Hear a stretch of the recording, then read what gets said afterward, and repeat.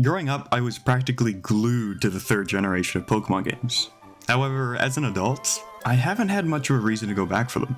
Sure, the odd playthrough every few years can be pretty fun, but once you've played it once, there isn't really much of a reason to dive back in. Or at least until I took up shiny hunting 3 years ago. To most, the concept of sitting there for hours and hours encountering thousands of Pokemon in hopes that the next one will be a different color than normal probably sounds like a colossal waste of time. But for me, shiny hunting was an avenue to relive the games I cherished as a kid in a brand new way. In the time since, I've seen nearly 100 shinies in Generation 3 and 4. However, I've never had the chance to gather the original legendaries from the Kanto region. Until now. While legendaries are considered to be some of the rarest and most difficult Pokemon to obtain, in terms of shiny hunting, they're actually quite easy to hunt. In your traditional random encounter hunt, there are often several different species of Pokemon that can show up, so there's no guarantee you're going to get the shiny you want on the first try. With legendaries, you don't have to worry about that. You simply save in front of them, encounter the legend, and then reset and try again if it's not shiny. And we're gonna do that probably several thousand more times until we get it. Though I will say what is difficult with our first target Articuno is actually differentiating the shiny from the normal Pokemon. Here's Articuno in Pokemon Fire Red, and this is its shiny. It's obviously not the most subtle shiny in the world, but it's definitely not a stark contrast to the original. So if I'm not careful, I could easily reset over this thing by mistake. Not that I've done that before or anything. No! But what are the odds of finding a shiny Pokemon? Well, there aren't any methods to increase your shiny odds in Generation 3, and the shiny charm didn't exist yet. So in these games, we're working with the full 1 in 8,192 chance of finding a shiny. Naturally, this was going to take a while. Now I won't lie, after about 20 minutes of resetting, this can get pretty old. So I'm almost always doing something else at the same time. Whether that be watching YouTube, movies, or hanging out with friends, there's rarely a moment where I'm exclusively hunting. So when you see that I've been resetting over Articunos for over 22 hours now, yes, I still have my sanity.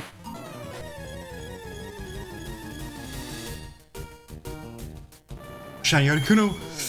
Oh! Yes! Oh my god. Let's go. I was so worried I would have missed that. Oh, that looks so good. Oh my god. Okay, that was 3,043 resets and about 22 hours. I've never timed a hunt before, but yeah, that's a lot. Wow, that looks incredible. Unfortunately, finding the shiny is only half the battle, because catching a legendary is no easy task, especially in the older generations. Why not just throw a Master Ball here, you ask? Well, because that would be lame, but mainly because it's much more satisfying to catch my shinies in a ball with matching colors. So here's our first dive ball. Under ideal conditions, each dive ball we throw has just a 1.6% chance of capturing Articuno. So this battle is more than likely going to drag on for many turns. And if it drags on too long, Articuno will run out of PP and start struggling, fainting itself in the process. So we'd have to do the entire hunt all over again. Okay, here's ball number 50. So we've gone through half. Obviously no luck yet, and no shake. We haven't even gotten 3 shakes yet, which is crazy. Oh, and if the catch wasn't hard enough already, Articuno has the ability Pressure, which doubles my Pokemon's PP usage.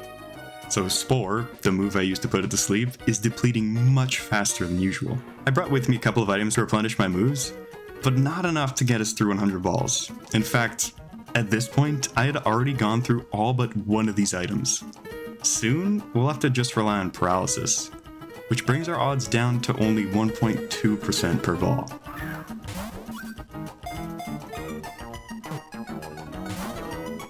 Come on.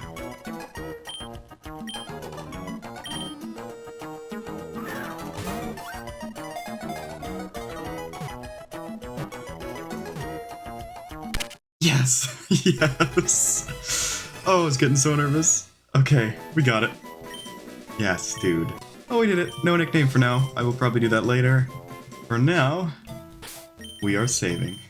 Next up, we're going after Moltres, which thankfully has a very obvious and maybe quite controversial shiny. I personally love the Sunburnt Chicken, but I can understand how some would disagree. But either way, it'll be very hard to fill this one. Like I said before, I was hunting Moltres separately on another system while going for Articuno, so we're already past 3,000 resets. Though in the grand scheme of things, we're pretty early into this hunt still.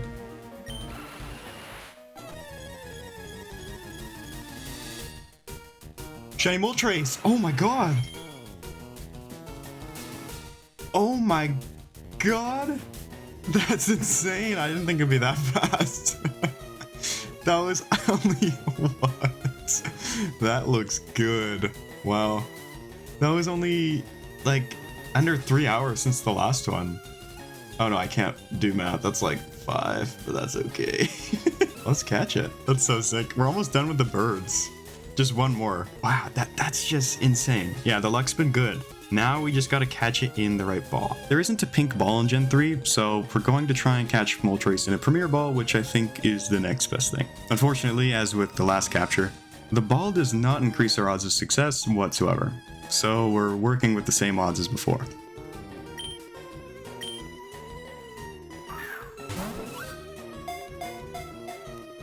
One, 2, 3. What? Okay. Well, that was fast. Yeah, again, there's still that worry that you don't get it in the ball that we want. But not this time. That is insane. Okay, we do have a nickname picked out this time. Looks so good in that premiere. Of course, named Ella after the salmon. And with that, there's only one bird remaining. You know how I said I was worried about missing shiny Articuno? Well, our friend shiny Zapdos here is even more difficult to distinguish. Thankfully, the shiny is better than it is in the newer games, because that is just sad. The beak and talons changed quite a lot in Gen 3, so the plan is to look for the red and pray I don't make a mistake.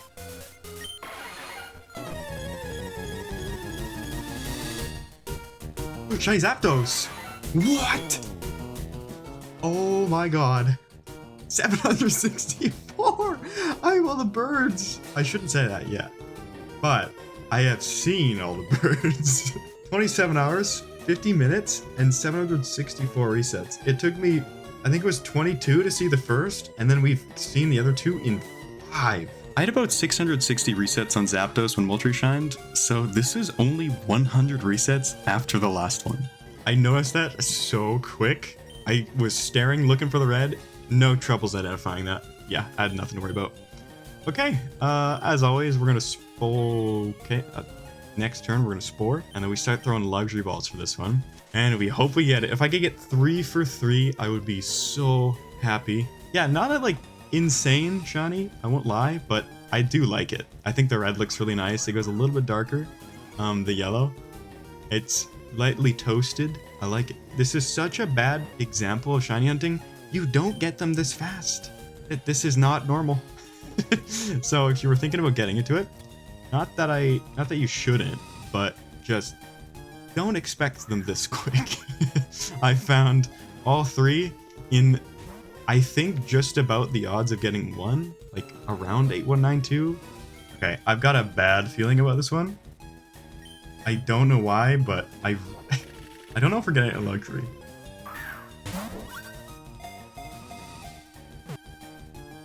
Two, 3. Never mind. Okay.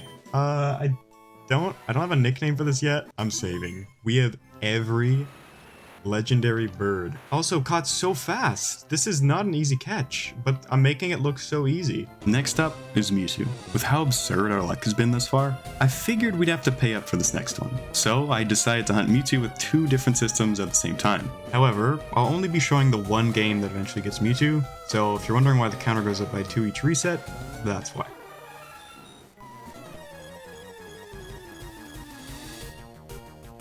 Shiny Mewtwo! What? What? Huh? Okay, we have all of them. I didn't even do 2,000 encounters under 34 hours. Holy shit. Okay, again, this is not how shiny hunting works usually. My average must be insane. 1886 might look like a lot. It is not. That is not a big number for hunting standards. 40% of the time, roughly, you go over odds, so you have to do more than 8,192 encounters to see a shiny. But we haven't had to do that once, even close. So yeah, the shiny Mewtwo looks incredible. Oh, that looks so good. I can't wait to get this thing. Now, we do have a different strategy. So the thing about Mewtwo is it has Recover, which makes the catch a lot more difficult because it'll keep on healing through our attacks. So I've set up kind of like an infinite catch loop. There's a really cool trick you can do in Gen 3 where you can prolong the fight for a very, very long time, kind of infinitely. To start things off, we use Skill Swap. Earlier in the video, I mentioned how Pressure was a nuisance because it made us run out of moves faster. But by using Skill Swap, we don't have to worry about this anymore. Then we use Thunder Wave to paralyze Mewtwo. While Paralysis doesn't increase the catch rate as much as Sleep, it's much better for the infinite setup because it never wears off. Next, we switch into Sableye. Due to its Dark Ghost typing, it's immune to everything Mewtwo has. Shout out to Sonics for the strategy, it makes the catch significantly easier. From there, we just have to stall it out until it begins to struggle. At which point we use Trick to give Mewtwo our leftovers, an item that heals the user every turn, thus bypassing the...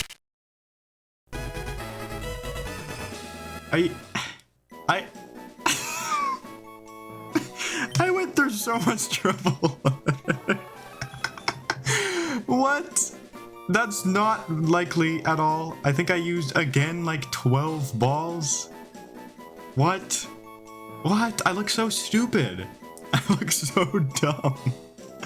Alright, whatever.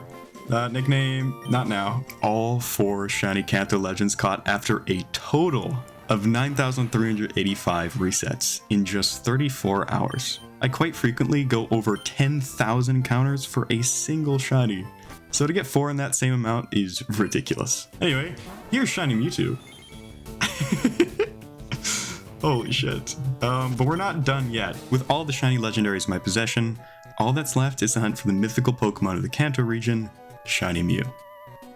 Those of you that have played the Generation 3 Pokemon games might be surprised to hear that you can even obtain Mew. But nearly 20 years ago, there was a distribution event released exclusively in Japan, which gave the player the Old Sea map in Pokemon Emerald.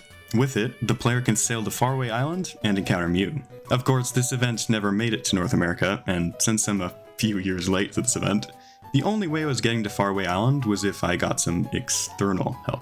I've never actually owned a Mew in the mainline Pokemon games, and the idea of having my first ever Mew be shiny sounded pretty cool, though it was quickly made apparent to me that this is no ordinary static legend hunt. When you enter the area where Mew resides, you'll notice there's a bunch of tall grass. Hiding within it is our target. As you walk towards Mew, it will try and evade you, turning each encounter into this extremely tedious minigame.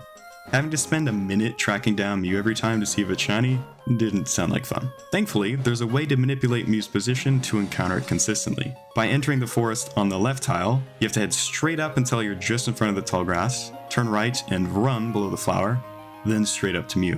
This method is as consistent as your inputs, which mine weren't for quite a while. Unlike with the other hunts in this video, you'll notice that I'm not resetting after each encounter, and there's a very good reason for that. Due to a bug in Emerald's code, it has broken RNG.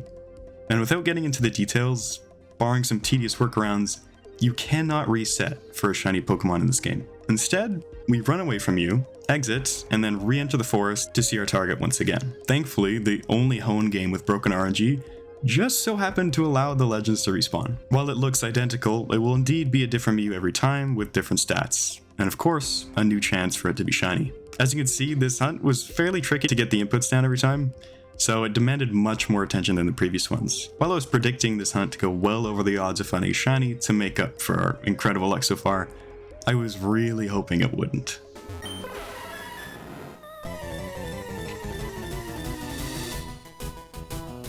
Shiny Mew! Oh, I saw that straight away! Wow. Oh, that looks so good. The blue was insane. Okay, I thought this was gonna take forever. That was after 2032? The name of my Magikarp is 24k plus. That's because I thought it would take over 24,000, which is like triple odds, because I've been getting them so fast, but the game is just like, nope, doesn't matter. Mew's got a really interesting, well, it's got Transform, just like Ditto, and it works really funny in this generation. So it'll actually transform into the shiny version of whatever it's seeing. And the neat thing about it is it'll actually copy the catch rate of our Magikarp. So it's a neat little quirk to this hunt into this Pokemon in Gen 3. So yeah, we got some dive balls. And we're gonna see if we can catch it. It's a really easy catch. It might even just catch there. Okay, it was close. Oh, that dive ball's perfect. There we go. Shiny Magikarp. That's so sick.